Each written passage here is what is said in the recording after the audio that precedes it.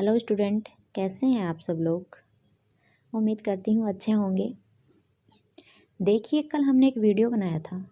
उस वीडियो के माध्यम से मैंने आपको ये बताया था कि राजस्थान की जो अभी लेब असिस्टेंट की वैकेंसी आई हुई है, साथ में जून जुलाई में अपने जुलाई में रीट भी होनी है, जून में लेब असिस्टेंट की एग्ज़ाम होनी है, और अपने जो सेकंड पेपर है, फर्स्ट पेपर है सेकंड ग्रेड का, उसमें भी जो राजस्थान का जीके है वो देखिए सेम से कुछ टॉपिक हैं जो कॉमन है।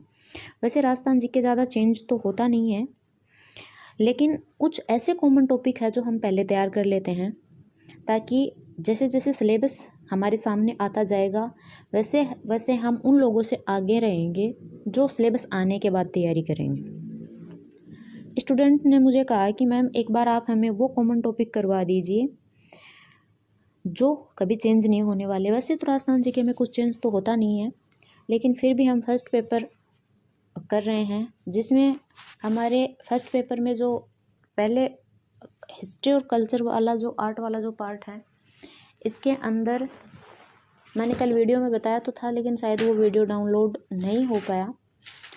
तो जो पहले हम करेंगे वो करेंगे राजस्थान का इतिहास, कला, संस्कृति। और इसमें अपनी जो सभ्यता वाला टॉपिक है ये हर एग्ज़ाम में आता है, हर एग्ज़ाम में यहाँ से क्वेश्चन आते हैं, और यकीन मानिए कन्फर्म है यहाँ से क्वेश्चन आना। मैं आपको जो ये करवाने जा रही हूँ वो ऑथेंटिक किताबों से आपको मैटर है वो पढ़ाया जाएगा, और इसमें अपनी 6 से 12 तक की किताबें तो रहेंगी, साथ में अपनी जो हिंदी ग्रंथ अकादमी की किताबें हैं वो मैं पढ़ती रहती हूँ, उनसे कुछ फैक्ट अगर मिले तो इनमें ऐड कर दिया जाएगा। तो चलिए आज हम बिना अपना समय ख़राब किए अपना टॉपिक शुरू करते हैं। कालीबंगा। देखिए, अपन राजस्थान के निवासी हैं और राजस्थान के बारे में कहीं ना कहीं अपन कुछ न कुछ तो जानते ही हैं, लेकिन ये समस्या उन स्टूडेंट्स को आती है जिनके साइंस रही होती है, क्योंकि साइंस का बच्चा जीके में लो होता है। हम शुरुआत करते हैं कालीबंगा से, और कालीबंगा का सबसे पहला जो क्वेश्चन उठता वो यही उठता है कि कालीबंगा है कहाँ। तो देखिए, कालीबंगा हनुमानगढ़ ज़िले में है। कालीबंगा हनुमानगढ़ ज़िले में है। हमेशा एक ही चीज़ याद रखिए, फैक्ट जो रीट एग्ज़ाम है उसमें फैक्ट आने हैं, और जो अपनी अदर एग्ज़ाम्स है उनमें अगर लेवल थोड़ा हाई होता है तो इनसे मिलने वाली जो चीज़ें होती हैं, इनकी विशेषताएं होती हैं, और इनके मतलब जो उत्खननकर्ता होते हैं या खोजकर्ता होते हैं, इनसे बाहर क्वेश्चन नहीं जाता है मोस्टली। मैंने इतने क्वेश्चन पेपर देखे हैं पीछे के, तो उनमें ये ट्रेंड है और आगे भी यही रहेगा। तो जो मेन चीज़ें हैं वो अपने को मुख्य जवानी याद रखनी है। जैसे खोजकर्ता तो अमलानंद घोष कब की थी, 1951-52 में की थी। कालीबंगा का अर्थ क्या होता है, तो कालीबंगा का अर्थ होता है काले रंग की चूड़ियाँ, यानी कालीबंगा का अर्थ होता है काले रंग की चूड़ियाँ। कालीबंगा है कहाँ, तो वर्तमान में हनुमानगढ़ ज़िले में है। कालीबंगा की खोज किसने की थी, तो कालीबंगा की खोज अमलानंद घोष ने की थी।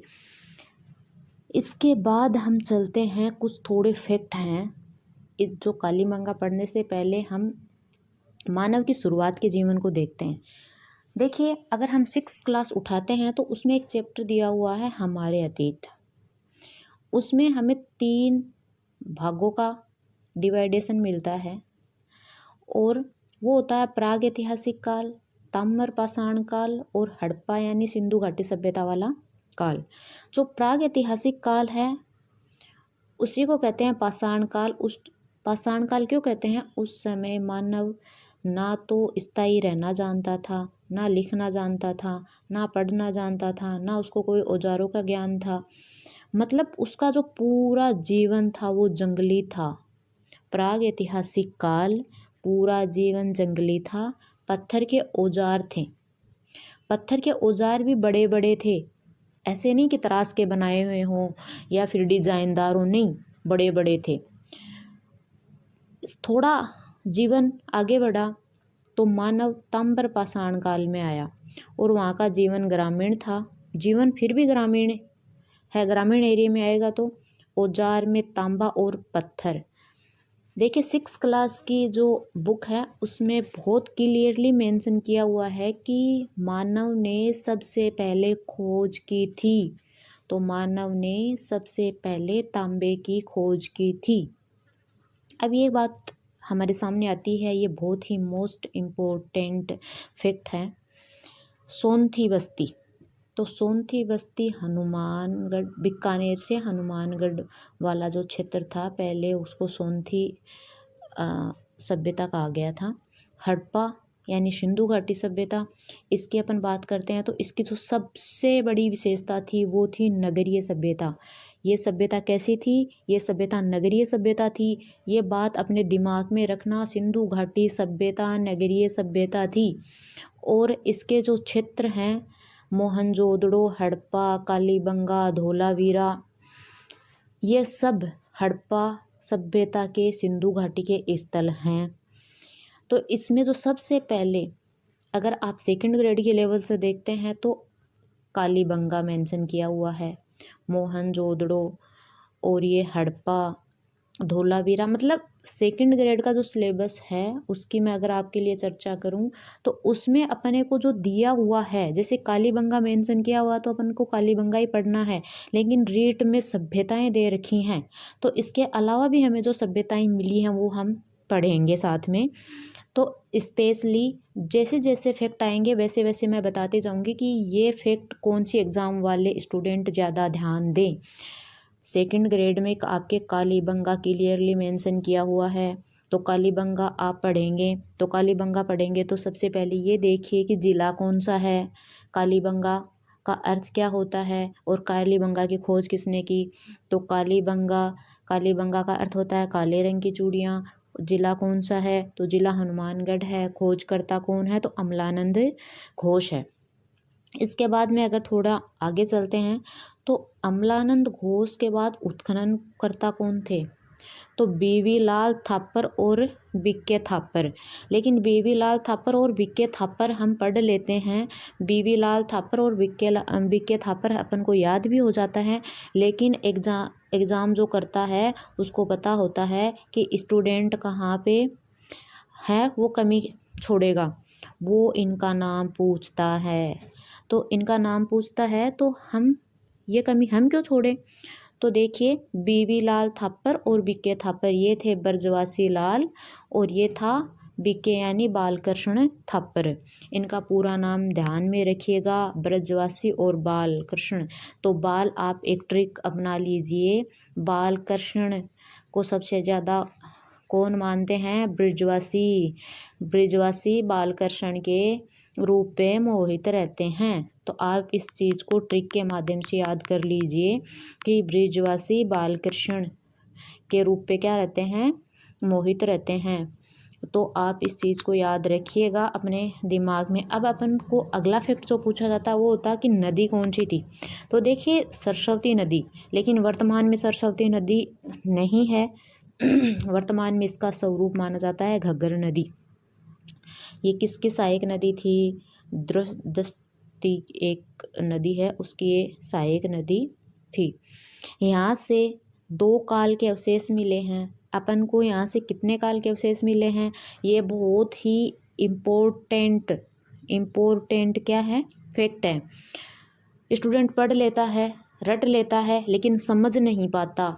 ये समझने वाली बात है कि यहाँ से 2 काल के अवशेष मिले हैं। पहला है प्राक हड़प्पाकालीन और दूसरा है हड़प्पाकालीन।